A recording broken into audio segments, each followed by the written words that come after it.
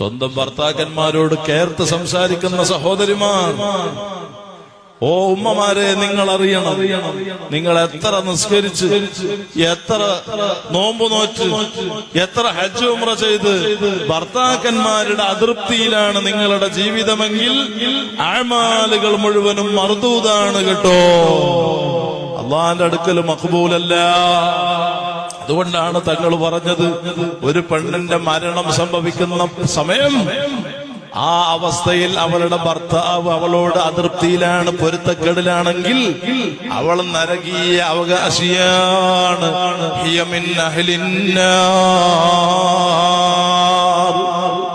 അതേസമയം പെണ്ണിന്റെ മരണം സംഭവിക്കുന്ന അവസ്ഥ, ഭർത്താവിന്റെ തൃപ്തിയിലാണ് അവളെങ്കിൽ, ഭർത്താവിന്റെ പൊരുത്തത്തിലാണ് അവളുടെ മരണം സംഭവിക്കുന്നതെങ്കിൽ ഹിയ മിൻ അഹ്ലിൽ ജന്ന, അവള് സ്വർഗീയ അവകാശിയാണ്.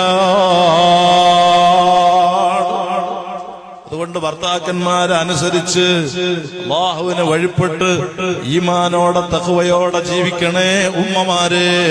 ഓ മുസ്ലിം പുരുഷന്മാരെ, സ്വന്തം ഭാര്യമാരെ ആക്രമിക്കരുത് കേട്ടോ. അവരെ കുത്തുവാക്കുകൾ പറഞ്ഞ് വേദനിപ്പിക്കരുത്. അവരെ കുടുംബത്തിനെ മോശപ്പെടുത്തി, നിസാരപ്പെടുത്തി, ഇൻസൾട്ടാക്കി സംസാരിക്കരുത്. അല്ലാഹു പൊറുക്കൂല കേട്ടോ.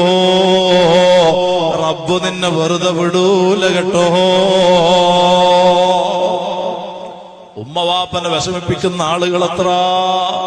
മുസ്ലിം ചെറുപ്പക്കാരെ, ചെറുപ്പക്കാരികളെ അറിയണം, ഉമ്മാനെ വിഷമിപ്പിച്ചു കഴിഞ്ഞാൽ, ബാപ്പയെ വേദനിപ്പിച്ചു കഴിഞ്ഞാൽ, അമാ അലിംതും അന്ന ഉഖൂഖൽ വാലിദൈനി യൻഖുസുൽ അഅ്മാർ. ഉമ്മാനെ വാപ്പാനെ വിഷമിപ്പിക്കുന്ന ആളുകളുടെ ആയുസ് അല്ലാഹ് ചുരുക്കുന്നതാണ്. റിളർ റബ്ബി ഫീ റിളൽ വാലിദ്. അല്ലാഹുവിന്റെ തൃപ്തി ഉമ്മവാപ്പന്റെ പൊരുത്തത്തിലാണ്.